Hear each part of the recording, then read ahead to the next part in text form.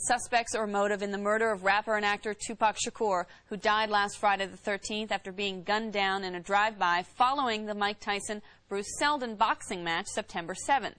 Meanwhile, on Thursday night in Los Angeles, we spoke with Suge Knight, head of Tupac's label, Death Row Records, and the man who was driving the car sitting right next to Tupac when he was shot. Knight, who himself was grazed in the head by a bullet, was prevented by his lawyers from addressing the shooting itself. But here, for the first time on television, he speaks publicly about its aftermath. How are you feeling, and how are you doing physically? I feel like this. I feel that the last word is always God. But Pac saved my life. The reason why I say Pac saved my life, I got shot in the head, got grazed some other places, but I still got the bullet in my head. It's still there. But for as trying to get him to the hospital didn't make me realize that I was shot. Because usually when you get shot in the head, the first thing the person do is panic. You know, bam, I'm shot in the head, I'm about to die. You know. And once you do that, you can't drive nowhere. My whole thing was, Pac said he was shot. I'm like, you shot? I'm going to get you to the hospital. I'm driving, telling him I'm going to get you to the hospital, kick back. Pac looked at me and said, you know what? You need the doctor more than me. You the one shot in your head. And we laughed the whole time going to find our way to the hospital. That's the conversation we had. It wasn't, Pac was a man the whole time. It wasn't that he was like, oh, I'm shot. He cracking jokes. He's like, yeah, they shot me. He said, but you shot in your head. Look at your head. Your head bleed. Look how much it's bleed. That was Pac. And I'm like, man, shut up. I'm going to get you to the doctor. So he was conscious on the way to the hospital? He was conscious on the way to the hospital. He was conscious in the ambulance. He was conscious after they did the surgery.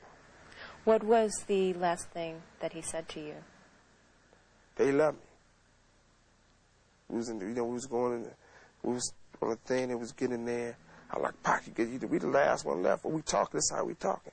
He said, homie, I'm straight. I love you, homie. I'm going to be straight. I love you, too. That's what it was. There was a report earlier this week in the New York Post that Tupac was looking to leave Death Row Records. Mm-hmm. Is that true? You should answer that. You don't take a person like Tupac who, if you listen to every song on All Eyes on Me, every song on Machiavelli, every time he do an interview, what's the first thing he say? Death Row. Tupac loved Death Row. Tupac loved me. I loved him. I mean, Tupac took Death Row to the next level.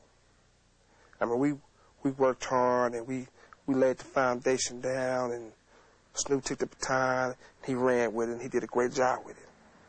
When Tupac got the baton, not only did he win the race, he finished so fast that he was able to sit back and drink some Thug Passion and come up with another plan.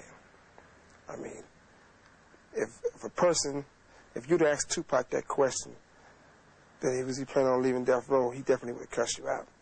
A lot of people in the hip-hop community have said that this incident will change hip-hop. This is a really landmark event, tragic event at that, and that the music will probably never be the same. Do you see the direction of Death Row changing? Is there going to be a different type of music put out? Not at all. We're going to do the same thing we've been doing and sell records. Like I said before, my main goal is fulfill Tupac's dreams.